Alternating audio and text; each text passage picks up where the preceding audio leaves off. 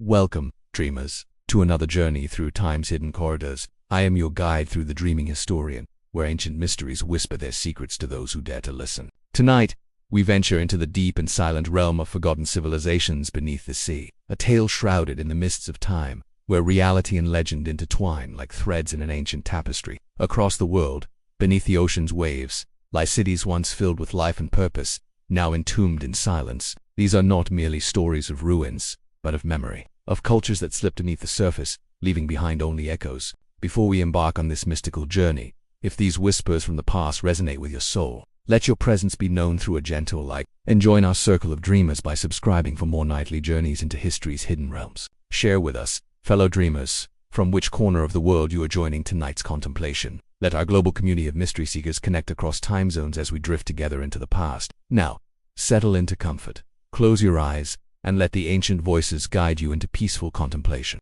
There is a silence that exists only underwater, a hush untouched by time, where currents drift like ghostly fingers over stones that once lined bustling streets. Here, beneath the oceans that now stretch across the globe, are the forgotten foundations of entire civilizations. Their temples, their homes, their gathering places, all buried not by sandstorms or time, but by water, as if the sea itself swallowed memory. Long before the first written word etched itself onto clay, human beings built homes near water, rivers, lakes, seas. These bodies of water gave life, food, trade, and protection. But they could also take, with terrible finality. Across continents, oral traditions speak of floods, sudden, cataclysmic deluges that devoured the earth. While some may interpret these tales as metaphor, others suggest they are memories encoded in myth, passed through generations like embers of warning. From the sunken palaces off the coast of India to the ghostly ruins of Pavlopetri in Greece, the world sees hide 1,000 forgotten stories. Some are remembered in local folklore,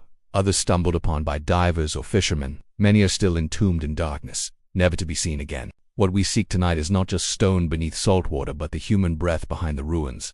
Who lived there? What gods did they pray to as the waters rose? And what wisdom was lost when their voices were drowned? As the tides turn in our minds, we drift now to the ancient Mediterranean, where an island once trembled with knowledge and myth. Before it, too, fell beneath the sea. In the hush between twilight and dream, there echoes a name more enduring than stone: Atlantis. No other sunken city has so captivated the human imagination. Yet for all its allure, Atlantis is a paradox, both a myth and a memory, both nowhere and everywhere. As we drift deeper into this journey of lost civilizations, we find ourselves not searching for a location, but for something far more elusive. The essence of what Atlantis represents. The tale of Atlantis comes to us through the voice of Plato, the philosopher whose words ripple across centuries like waves across still water. In his dialogues Timaeus and Critias, he spoke of a vast island empire that lay beyond the pillars of Heracles, known to us today as the Strait of Gibraltar. This was no crude outpost. Atlantis, according to Plato, was a marvel, an advanced civilization with majestic temples, gleaming walls of orichalcum, and concentric rings of land and sea. Its people were wise and powerful, lovers of beauty and order. But they grew proud, and the gods, angered by their arrogance, sent a punishment most final. In a single day and night of misfortune, Atlantis sank beneath the waves. For centuries, scholars have debated the veracity of Plato's account.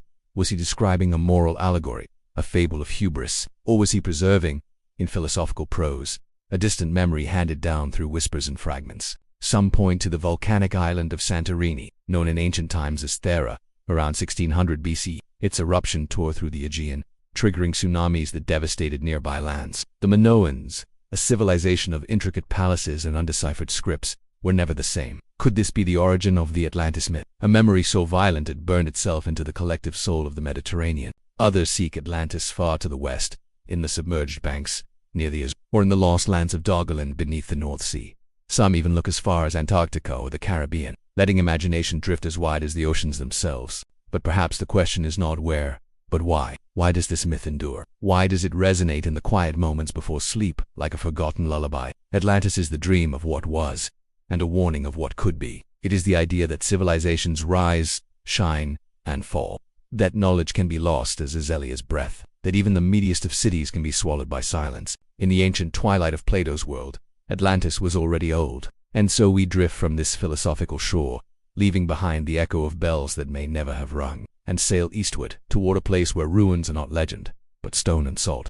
Beneath the turquoise waters of the southern Peloponnese, where waves gently kiss the Greek shoreline, lies a ghostly sea untouched by time. Pavlopetri, its name, whispers across the seabed like a forgotten prayer, clinging to the ancient stones of homes, roads, and temples submerged for over 3,000 years. Unlike the imagined grandeur of Atlantis, Pavlopetri is real, measurable, mapped, preserved in silt and sand. First discovered in 1967 and later studied in full through underwater archaeological surveys, this Bronze Age city lies just a few meters beneath the surface, revealing an urban layout that mirrors the complexity of the living. There are stone foundations for houses, streets that once echoed with footsteps, courtyards that may have held laughter in evening lamplight, a chambered tomb nearby, now waterlogged and still, once cradled the dead with reverence. Dated to around 2800 BCE and thriving by 2000 BC, Pavlopetri predates not only classical Greece but even the legendary palaces of Mycenae. It existed in an era where myths had yet to be named, where gods were born in shadows and wind. The sea here is gentle now, lapping softly above the silent city, but it was not always so. Earthquakes, relentless and unseen, shifted the land. Slowly, perhaps imperceptibly, the earth fell away, and the sea claimed the rest. The submersion was not a fiery cataclysm, but a quiet taking, a slow tide that blurred the boundary between land and legend. Imagine, if you will, a mother standing at the doorway of her home, and the scent of olives and warm grain in the air, a distant song drifting across the rooftops. She has no knowledge that her world will one day be studied beneath glass and wetsuits, that her floor stones will be measured by machines, that her life will become a question whispered by historians and dreamers. Pavlopetri reminds us that history is not always buried deep in deserts or sealed behind tomb doors. Sometimes it rests just beneath the water's skin, holding its breath. What knowledge was lost here, what hymns, what art, we may never know. Yet its streets remain, preserved like a breath drawn long ago but never released. As we drift away from the Aegean, we follow the water's call to another corner of the world, where legends of sunken cities rise not from scrolls, but from coral, tide and fishermen's dreams.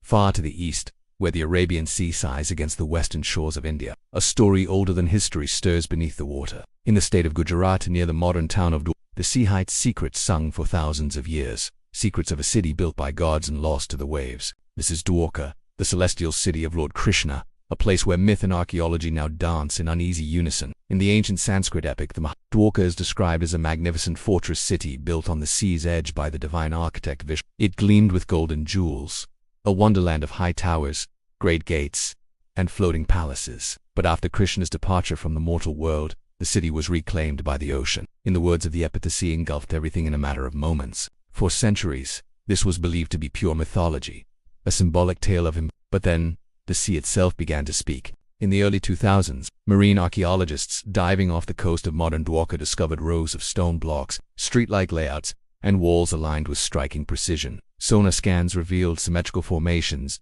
a grid beneath the sediment, as if an urban blueprint lay just beneath the surface of the sea. Pottery shards, anchors, and ancient structural remnants followed, some dated to 1500 BCE or earlier. The lines between legend and reality blurred, like a face behind flowing silk, while the debate over these underwater structures continues, with some calling them natural, and others claiming they are the remnants of Krishna's city. What remains undeniable is the power of Dwarka's memory. Whether built by gods or men, the sea has not forgotten. The legends of Krishna's departure tell us that the city was abandoned willingly, that as twilight fell, its people left behind wealth, power, and comfort. The sea, in turn, swallowed it like a secret entrusted to the deep. There is no fire, no battle, no decay, only silence, a sacred ending to a sacred place. And so, in Dwarka, we encounter not a warning, but a reminder that the divine and the temporal coexist, that sometimes the deepest truths are clothed in the fabric of myth. Let the Arabian Sea's soft breath carry us onward now, away from India's sacred shore, and toward a Lucerno mystery off the coast of a land once called the Cradle of the Americas. Beneath the sapphire waves off Japan's southwesternmost island, where the Ryukyu archipelago meets the boundless Pacific, lies a mystery as sharp as the stone it's carved from. It is not myth passed down through poems, nor a tale etched in sacred scrolls. It is something visible, something angular, something haunting. This is Yanaguni, discovered in 1986 by a local diver named Kihai. The underwater formations near Yanaguni Island immediately sparked controversy. At first glance, they appear to be natural, giant sandstone terraces, like steps left by the hands of gods. But as one descends deeper into the clear sunlit water, the shapes begin to whisper something else.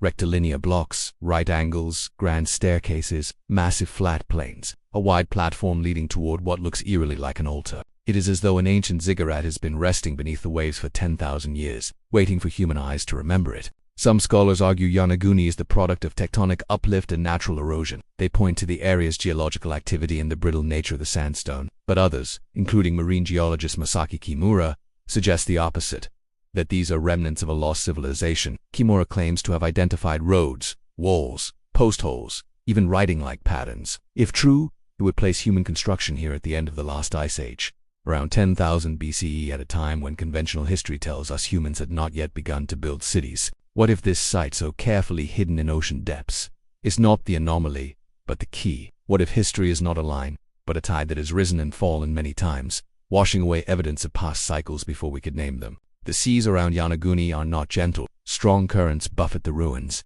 as if the ocean still guards its secret. Schools of fish pass through the corridors like fleeting thoughts. Algae clings to ancient steps. There is no inscription to explain, no statue to confirm a king, only silence and form. Even if Yonaguni is natural, it reminds us of something profound, that the ocean does not only erase, it also preserves, like time carved in salt. And so, we drift away from these ghostly terraces, gliding above a mystery that remains unsolved, and perhaps must remain so, for it is not always answers that lull the soul to peace, but questions that deepen our wonder. Our voyage now moves westward, following legends of the drowned in the waters between the tropical coasts of Cuba and the peninsula. The Caribbean Sea stretches, warm and inviting. Its surface dances with light, but its depths hold secrets dark and ancient. It was here, in the year 2001, that whispers from beneath the sea caught the attention of the modern world. Whispers not of coral reefs or shipwrecks, but of megalithic stones in the silence below. A Canadian oceanographic team, led by engineer Paulina Zalitsky and her company Advanced Digital Communications, was conducting sonar mapping of the seafloor for the Cuban government. What they found in the waters off the peninsula shocked even the most seasoned scientists. A series of symmetrical stone formations, some as large as city blocks, lying more than 2,000 feet beneath the ocean's surface. According to the sonar imagery, the formations appeared in geometric patterns, rectangles, pyramidal shapes, spread across a wide area, as though a city grid had been preserved beneath the sediment. There were claims of road-like features, walls, and corridors. Some stones seemed stacked or aligned, too deliberate for nature's chaos. But at such depths, no known civilization should have built anything. If these formations were man-made, they would date back at least 10,000 years, to a time when the last ice age was ending, and sea levels were dramatically rising. The implications were staggering. Some linked a discovery to indigenous legends of a lost land called Mu,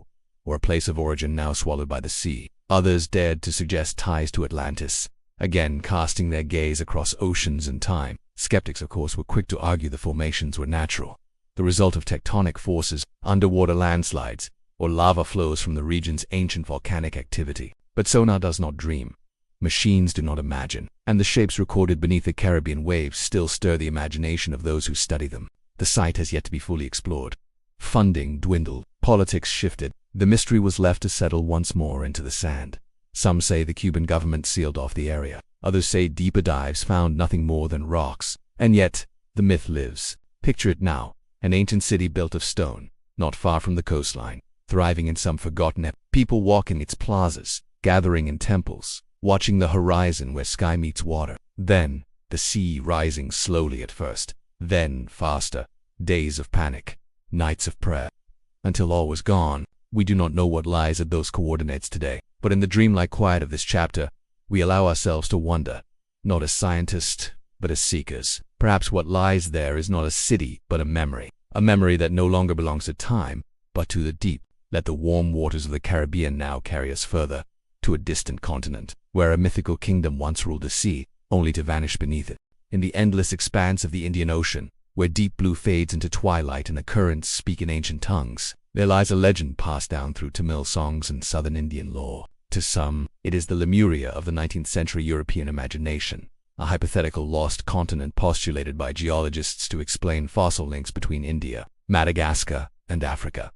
But to Tamil tradition, Kumarikandam is no mere theory. It is remembered as a homeland, a cradle of language and learning, a vast realm that once connected the tip of India with distant lands to the south, before the ocean consumed it. Ancient Tamil texts like the Silapetakram and the Puranuru speak of lands lost to the sea, of great floods that destroyed kingdoms, of Sangam assemblies, gatherings of poets, philosophers, and kings, held in glorious coastal cities that no longer exist. Some say 3 Sangam cities were lost, the last swallowed whole as the sea advanced, relentless and indifferent. The Calabria interregnum, a historical void in Tamil records between the 3rd and 6th centuries, has only deepened the enigma. Did a catastrophe, remembered now only as myth, wipe out not just a kingdom but an entire cultural memory? Was Kumari Kingdom real, its shores now drowned, its wisdom forgotten? Some believe so. Satellite imagery of the submerged continental shelf south of India reveals drowned river channels, ridges and plateaus that may once have breached the surface. In the Gulf of Mannar, archaeologists have discovered remnants of ancient ports and structures beneath shallow waters. Off the coast of Tamil Nadu, mysterious stone formations rest beneath the waves, facing seaward like the remains of temples to vanished gods. Science remains cautious. The land masses that once connected India to Madagascar broke apart long before humans emerged, say geologists. But what if the legend of Kumari Kingdom refers not to that ancient tectonic world, but to a later, cultural one, a land of thriving city-states that flourished during the Ice Age, when sea levels were lower, and then vanished in the great melting that followed? Imagine a scholar there, standing in the dawn, reciting verses in an early Tamil tongue. Perhaps he does not know the sea is rising, or perhaps he does, and still writes. Poetry as resistance, language as remembrance. Kumari Kingdom endures not because it is proven, but because it is felt. It lives in the rhythm of Tamil poems, in the longing of diaspora, in the way ocean mist curls around the southern tip of India like a veil over memory. And so we leave this landlocked land, this kingdom etched in song and salt, and drift toward a more recent city, one whose drowning was recorded in the very words of a medieval Off the northern coast of Egypt, where the Nile surrenders itself to the Mediterranean Sea, lies a place where stone columns sleep in silt and forgotten gods rest beneath coral. This was once Heracleion, known to the Greeks, or Thornis, as the Egyptians called it, a thriving port of legend, long dismissed as myth, until the sea returned its story. Heracleion was not just a city, it was a gateway. Before Alexandria rose to prominence, Heracleion was the key to Egypt's maritime trade. Here, in the 8th century BCE and onward, foreign ships entered the delta, offering tribute and goods, bowing to customs officials beneath golden temples. It was a place of grandeur and ceremony, where Greek and Egyptian cultures intertwined like reeds on the riverbank. Yet for centuries, its existence was questioned. Ancient texts referenced it, notably by Herodotus and Strabo, but no trace was found on land. It became a lost city, one scholars placed only in speculation and dreams. Then, in the year 2000, French marine archaeologist Frank Gaudiot changed everything. While searching the waters of Abuki Bay near Alexandria, Gaudiot's team unearthed stone. Not cliffs, not reef, but blocks, carvings, statues the size of houses, a stele inscribed in both Greek and Egyptian, one that mentioned Thonis. What followed was one of the most breathtaking underwater excavations in modern history. Divers recovered colossal statues of the gods Hapi and Isis, granite sphinx, ceremonial boats still nestled in silted harbors, and coins from distant empires. They mapped streets, temples, storehouses and jetties, an entire city frozen in the soft grasp of the sea. Heracleion had slipped beneath the waves sometime in the 2nd century BCE. Earthquakes shook the delta. The land, already waterlogged and unstable, succumbed. Liquefaction, when saturated soil acts like liquid, dissolved the ground beneath the city's foundations. Slowly, and then suddenly, buildings collapsed into themselves. Walls cracked, columns tilted, and the sea covered all. But the gods remained, in stillness, in stone. To swim among the ruins of Heracleion is to wander a temple in twilight. Sunbeams filter down through greenish depths, illuminating hieroglyphs etched millennia ago. Fish dart between the knees of toppled pharaohs. The silence here is not emptiness, but reverence, as if the sea itself remembers what we forgot. This city reminds us that memory can be buried for millennia, and yet still survive. That the myths of travelers are not always exaggerations, but echoes. That what was lost can be found, not in the sands of deserts, but in the cold hush beneath the waves. Let us now drift from the waters of Egypt toward the western reaches of Europe, where another sunken realm waits, remembered not in stone, but in song and sorrow.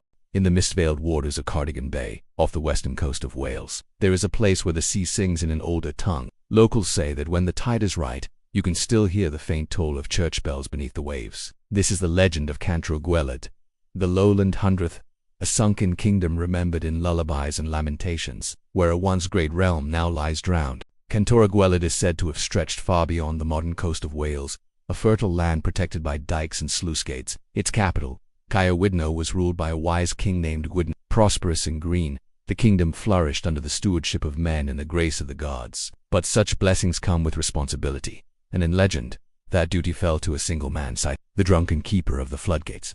It was said that one stormy night Sithanan failed in his task. The gates were left open, Or perhaps the sea rose too quickly, driven by divine retribution or natural wrath. Water surged in, swift and merciless. The land was lost, farms, towns, temples, all swallowed in darkness. The people fled or perished, and the kingdom became a memory. Many dismissed the tale as pure myth, a poetic allegory for human folly or the irresistible force of nature. But others pointed to strange remnants in the bay, stumps of ancient trees visible at very low tide, fossilized roots embedded in peat beds offshore. These remnants, carbon-dated 2000s of years ago, are not imagination. They are the skeletal remains of a drowned forest, one that once stretched far across the bay. Geologists speak of isostatic rebound, of land slowly sinking after the Ice Age, when the weight of glaciers lifted and the sea crept inward. Archaeologists have found traces of human activity on submerged ground, signs of people who once lived in places now visited only by fish and foam. But to the people of Wales, it is not just a geological process. It is here a deep soul-rooted longing for what is lost but never forgotten. It is part of the national memory, whispered by waves and echoed in song. Stand at the shore on a misty morning, and you may hear it, not the sound itself, but the feeling, a melancholy that clings to the stones, a story that waits to be told again, a reminder that no land is too beloved to be lost, and no loss too final to be remembered. As the tides of Cardigan Bay recede behind us, we follow the whispers of other islands toward the green hills of Brittany and the sunken ruins of another Celtic land.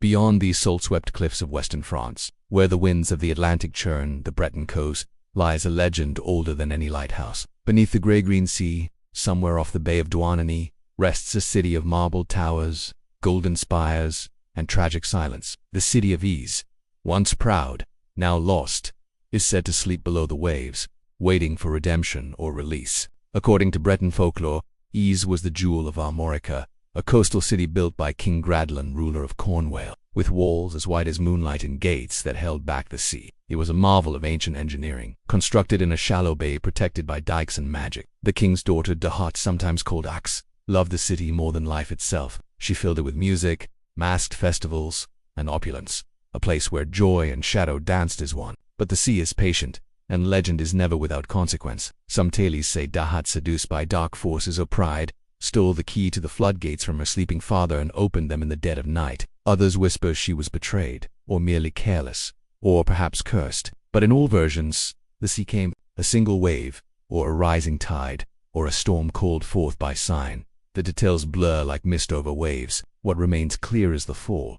Ease was swallowed. The bells of its great cathedral rang once, then forever stilled. People fled. Some survived. Dahat was taken by the tide, either drowning in guilt or transformed into a Morgan, a sea spirit doomed to haunt the coasts for eternity. King Gradlan, carrying her upon his horse, galloped to safety. But when the sea threatened to claim them both, St. Gwenol cried out, "Cast off the demon." Gradlan obeyed. Dahat slipped into the waves, and Ease was no more. To this day, fishermen claim to see spires beneath the surface on clear days. Church bells toll where no church stands. The sea is calm, then suddenly restless. The tide near Douarnenez carries an uncanny silence. Locals say it is the breath of Ease, dreaming below. Some scholars suggest the myth of Ease may stem from real events, the gradual erosion of the Breton coastline, the shifting sandbanks of the bay, or even memories of settlements lost during ancient storms. Yet the city's allure lies not in its proof, but in its poetry. Ease is the eternal warning of pride, of unguarded gates, of beauty made vulnerable. But it is also the eternal hope that what was lost may someday rise. Breton poets have written that when the need is greatest, Ease will return, the sea will part, and the bells will ring again. Until then, it sleeps. Let us now turn south, drifting from the haunted coasts of France toward the golden shores of the Mediterranean, where another city sank, not in punishment or pride, but in a great and sudden shudder of the earth. Beneath the serene waters of the Bay of Naples, where gentle tides now ripple over submerged ruins, lies a city of marble mosaic courtyards and whispered indulgence. This was Baia, once the most luxurious resort in the Roman Empire, a playground for senators, generals, and emperors alike. Today, it rests beneath the waves like a dream half-remembered, decadent and drowned. Baia was no ordinary Roman town, perched on the volcanic Phlegrean fields the ancients believed were portals to the underworld. Baia was famed for its natural hot springs, which bubbled up from the earth with mineral-rich waters said to heal the body and soothe the soul. Roman elites came not only to take the waters but to escape the burdens of power. Villas sprawled along the hillsides, gardens perfumed with lavender and myrtle. Great domed bathhouses rose above the shoreline like temples to pleasure. It was a city of laughter, banquets, and secret liaisons. The poet Horace called it a place of vice. Seneca, the Stoic philosopher, warned of its corrupting luxury. And yet, the powerful returned, again and again.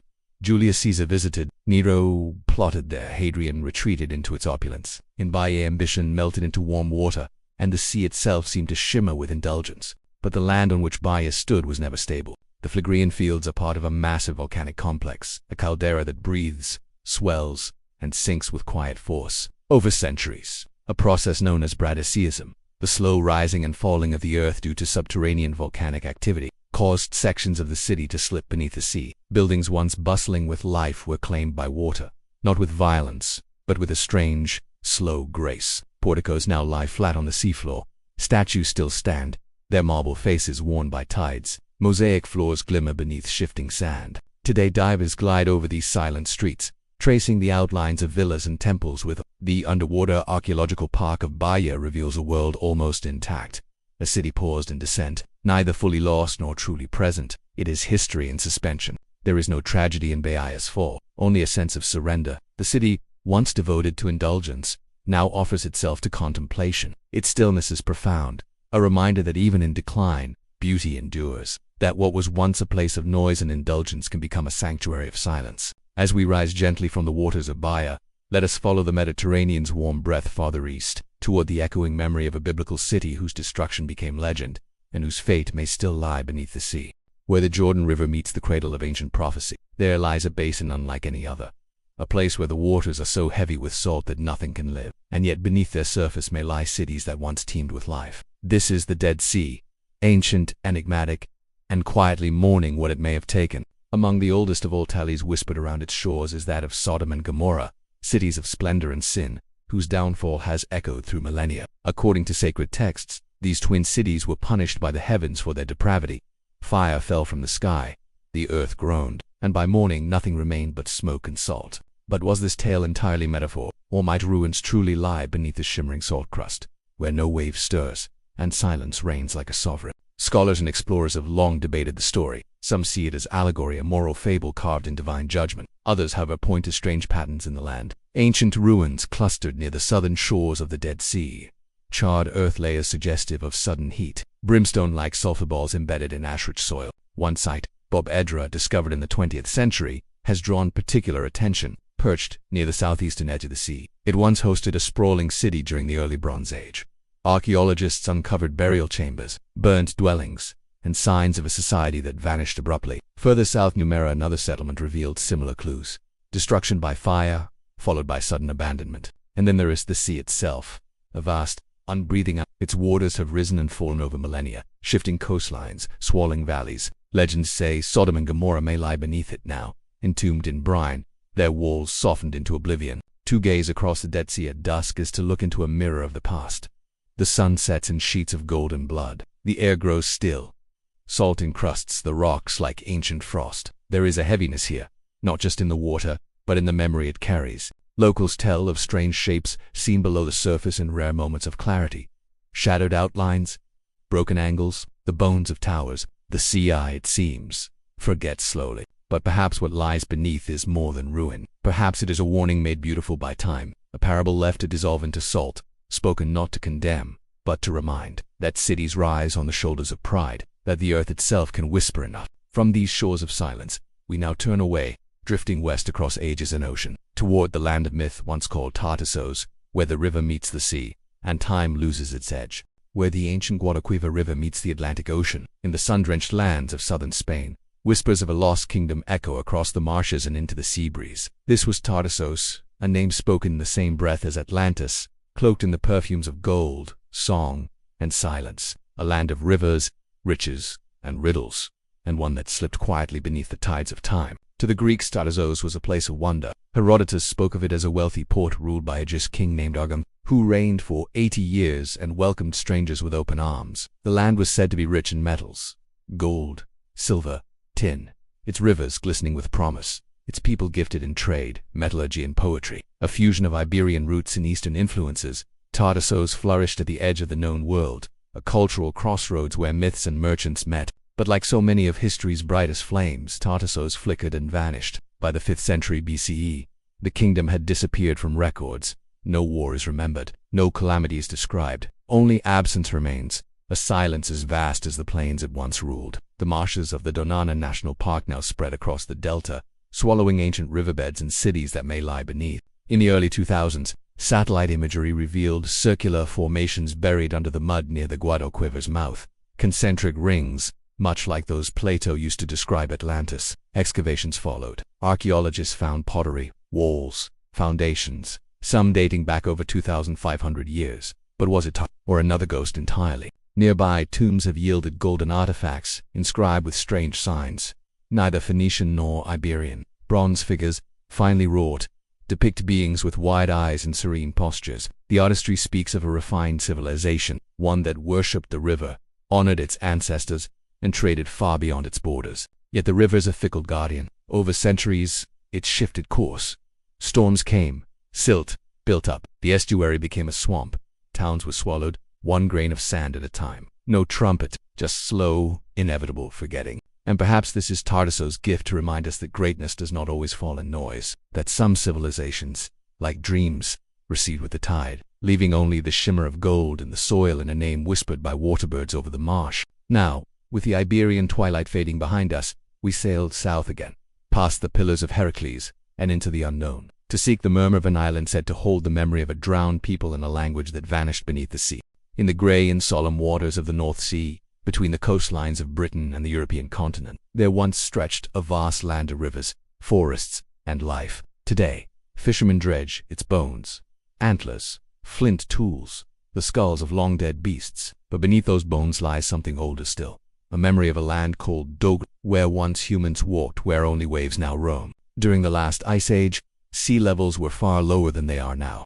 The North Sea did not exist as we know it. Instead, a rich and rolling plain connected modern-day Britain with Denmark, the Netherlands, and Germany. Rivers meandered through grasslands, mammoths and reindeer grazed in herds, and small bands of humans made camp beneath wide ancient skies. Doggerland was no myth. It was a reality, a vast landscape that supported life for millennia. Archaeologists and marine geologists have mapped its contours using seismic data, traced its ancient river systems, and analyzed the sediment brought up by offshore drilling. In some places, they even found pollen from trees that no longer grow in those waters, carried like ghostly breath in the seabed's silt. But the end came slowly, and then suddenly, as the planet warmed and glaciers melted, the seas began to rise. First, the coastlines shrank, then the rivers swelled and changed course. People adapted, moving higher, migrating inland, yet the land continued to vanish, inch by inch. Around 8,200 years ago, a catastrophic event hastened the final drowning. A massive undersea landslide off the coast of Norway, known as the Storegga Slide, triggered a tsunami that swept across what remained above water was soon claimed by the rising tide. What was once a homeland became seabed. There are no temples here, no grand palaces of stone. Doggerland was prehistoric. Its people left no writing, only tools and fragments.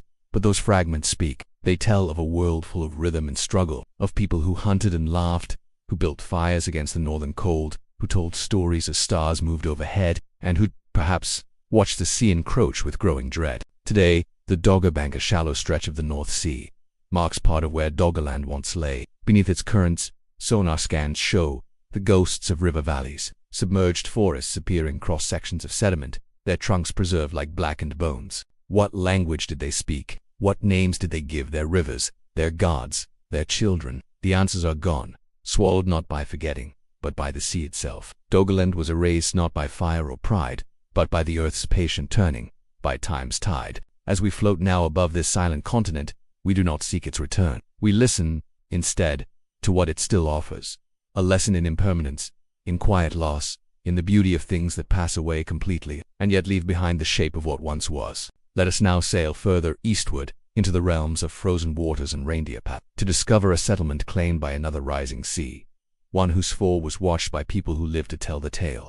In the heart of the Ural Mountains of Russia, far from the roar of oceans and tides, lies a different kind of drowning, one not by sea, but by time and water. Beneath the dark, pit-rich depths of the Shigir peat bog, ancient wood slept undisturbed for more than 11,000 years, and within that wood was a voice, a figure, a forgotten language carved into large. This is the story of the Shigir idol, the oldest known wooden statue in the world, and the lost forest civilization it may represent, now submerged in obscurity. The idol was discovered in 1894 by gold miners digging through layers of peat. What emerged was astonishing, a totemic sculpture carved from a single larch tree, standing over 5 meters tall when fully assembled. Its surface bore geometric motifs, zigzags, chevrons, and enigmatic faces stacked like spirits rising in procession. At first it was dismissed, a curiosity, a pagan artifact of uncertain age. But science would not be still. In the 1990s, and again in the 2010s, radiocarbon dating placed the Shi idol at over 11,500 years old,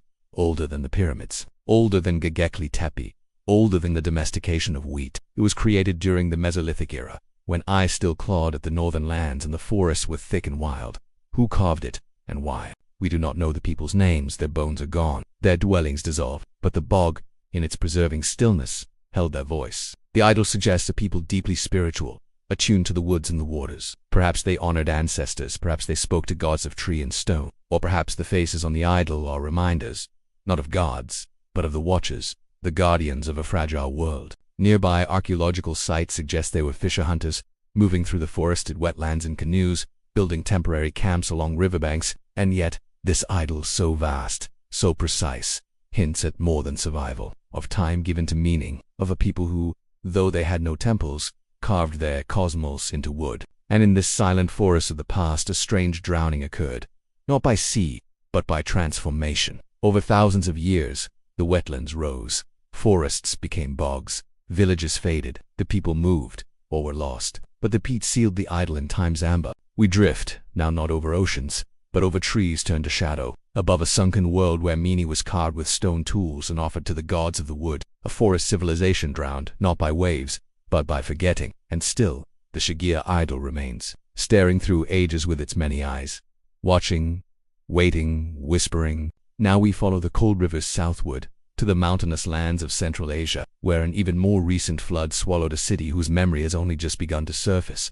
Along the craggy coast of southern Turkey, where the Taurus Mountains descend into the cerulean waters of the Mediterranean, there once stood a port city of traders and poets, mosaics and The city was called Calendaris, a jewel of Cilicia's coastline where east met west and myth touched stone. And though the modern town of Adonkik still rests nearby, Calendaris now lives half beneath the sea, half remembered, half lost. In antiquity, Calendaris was a thriving harbor. Its foundations stretch back to the 8th century BCE, though myths whisper even older origins. Here, Greek settlers mingled with native Anatolian peoples. Trade flowed in, bearing spices from the Levant, wine from the Aegean, and coins stamped with ancient emblems. Ships from Cyprus, Phoenicia, and Rome dropped anchor in its bays. The city bloomed in the classical era, with temples, theaters, and bustling markets clinging to the coastline like ivy to stone. But the sea, so often a friend to Calendaris, turned restless. Over centuries, the land began to sink. Earthquakes rocked the region, subtle tremors at first, then more violent waves of shifting stone. Parts of the harbor,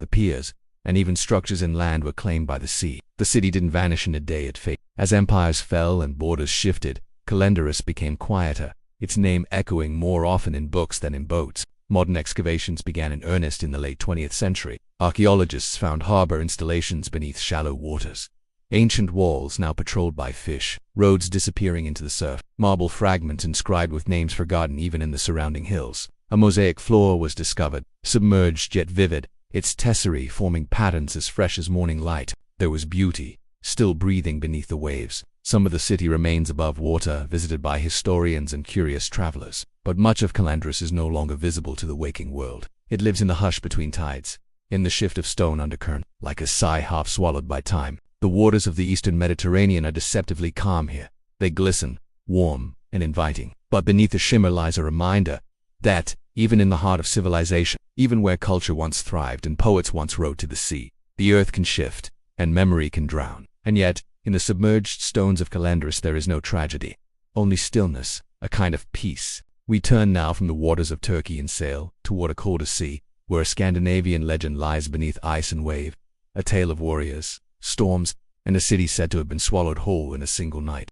Off the windswept shores of the southern Baltic Sea, where the salt hangs thick on the breath of pine forests, and the waves beat like drums against the sandbanks, there lives is a ghost of a city whose name changes with the tongues of those who remember it. Veneta Jum Wolin, but whose fall is always the same, swift, final, and cloaked in silence. Veneta is often called the Atlantis of the North. According to medieval chronicles and legends, it was once the grandest city on the Baltic, a place of immense wealth and striking beauty. Merchants from across the known world came to trade here, Saxons, Danes, Rus, Arabs.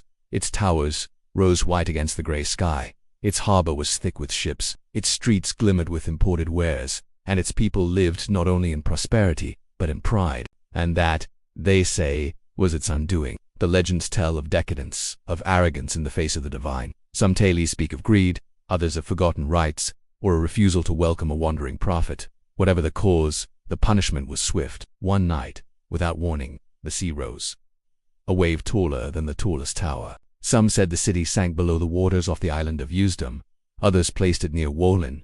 Over centuries, treasure hunters searched the shallows. Local fishermen told of paved streets glimpsed beneath still waters, of bells ringing from beneath the sea. Some claimed to find coins, tiles, or fragments of Vinitar's great hauls in their nets. And when fog settles thick across the Baltic, there are those who say you can hear music, faint and aching, from the deep. Archaeologists have long debated Vinitar's origins. The island of Wolin, once home to the Slavic port of Jum, may be its historical root. Excavations there have revealed a complex and vibrant settlement, with traces of trade reaching as far as Byzantium and the Arab world. The Norse sagas spoke of this place, a city both feared and admired, where even the bravest seafarers treaded lightly. But whether Venita was real, exaggerated, or wholly legendary, its essence endures, not in stone, but in feeling. It represents a world on the edge, between land and sea, between civilization and chaos, between memory and myth. A place where trade and power thrived, and yet could be taken in a single night, where beauty did not shield against him. And perhaps that is why the story continues to echo, because we sense, deep in our bones, that what we build can vanish, that the tide is always watching. As we leave the misty shores of the Baltic, we drift now toward the great rivers of China, where beneath quiet lakes and winding channels, another city sleeps, preserved in such stillness, it almost seems to breathe. Deep in the quiet waters of Chendao Lake, in China's eastern province of Zhejiang, a city of stone lions, arched gates, and ornate towers sleeps in perfect stillness. Its rooftops lie unbroken. Its archways still stand. There are no ruins, no collapse, only silence. This is Shi Cheng, the Lion City, a 1,000-year-old town that was not claimed by time, war, or nature, but by a flood that was chosen. Shi Cheng was founded during the Eastern Han Dynasty, nearly 2,000 years ago. For centuries, it served as a political and economic hub at the foot of the Five-Line Mountains. Its streets were lined with carved wood, calligraphy, and temples to gods now nameless to the outside world. Time passed, dynasties rose and fell, but Shi Cheng remained until 1950. That year, the Chinese government undertook the construction of the Shinan River hydropower station, an ambitious project that would generate electricity for a rapidly modernizing nation. In order to create the artificial Chendao Lake, the Lake of 1,000 Islands, entire valleys needed to be flooded. Shi Cheng, along with dozens of nearby towns and villages, lay directly in the flood zone. The people were relocated, their homes emptied. Then the waters came. Over the next few weeks, the city was submerged. Not destroyed, not dismantled, just submerged. Its buildings vanished beneath the rising tide, entombed in darkness and pressure. And for decades, the Lion City was forgotten, known only to old maps and older memories. Then, in 2001, divers rediscovered it. What they found astonished the world. A city perfectly preserved beneath 40 meters of water. Stone carvings of dragons and phoenixes, memorial arches, staircases untouched by decay. The water had acted not as a force of erosion, but of preservation, sealing the city in a hushed, suspended moment. Unlike other lost cities that crumbled over centuries or sank beneath storms, Shi Cheng sank peacefully. It simply went to sleep. Today, specialized diving expeditions glide through its submerged streets. Light filters down in delicate shafts, revealing glazed tiles and intricate reliefs that still speak of craftsmanship and reverence. Some sections of the city are being digitally mapped, scanned in high detail to preserve what human eyes may never fully see again. Shi Cheng is a paradox, a sacrifice to the future that became a gift from the past. It reminds us that sometimes the most profound losses are not from disaster, but from progress. That history is not only what is torn away, but also what we willingly surrender. As we drift upward from this still and silent city, the water around us feels sacred, like memory made liquid. And beyond these waters, we turn now toward a more recent loss, one told not in legend, but in the living memory of those who once walked the streets of a city that now lies shattered beneath the waves of Indonesia's volcanic heart. On the northern edge of the Indonesian island of Sumbawa, where jungle meets coastline and cloud-shadowed mountains rise from fertile valleys, there once lay a kingdom now almost completely forgotten. A city with streets, homes, and a language that vanished in fire and darkness. This is the story of Tambora, not merely a volcano, but a civilization buried beneath ash, entombed in silence, and remembered only when the earth chose to speak. In April of 1815, Mount Tambora erupted with a fury unmatched in recorded history. The explosion was heard over 2,000 kilometers away. Ash darkened the skies as far as India. The entire mountain lost its summit. The force of the eruption released more energy than any modern weapon, a sound that marked the end of a world. Tens of thousands perished in the immediate disaster. Pyroclastic flows incinerated entire villages. Tsunamis crashed against distant shores. The sky filled with ash and sulfur, dimming the sun and chilling the earth. The year that followed would be known around the world as the year without a summer, a time of crop failure, famine, and frost, even in July. But Tambora's most haunting loss was not measured only in climate or catastrophe. Beneath a volcanic cone, buried under layers of hardened ash and soil, lay a city, a real city, entirely erased. 200 years passed. Then, in 2004, an archaeological team led by Sigurdsson unearthed the remains of this lost society, often called the Pompeii of the East. What they found was astonishing. Whole houses preserved beneath the ash, ceramic vessels still in place, bronze bowls, tools, and jewelry untouched by looters or time. In one house, they found the charred body of a woman lying beneath a collapsed roof beam, her belongings still near her. Nearby, a man, frozen in flight. They had no time to flee. The pyroclastic flows had come in seconds, but this was more than a tragic village. This was a city, perhaps even a kingdom, a sophisticated society with its own unique culture. One that spoke a language that was not Malay, not Javanese, a language that has been lost entirely. Only fragments remain.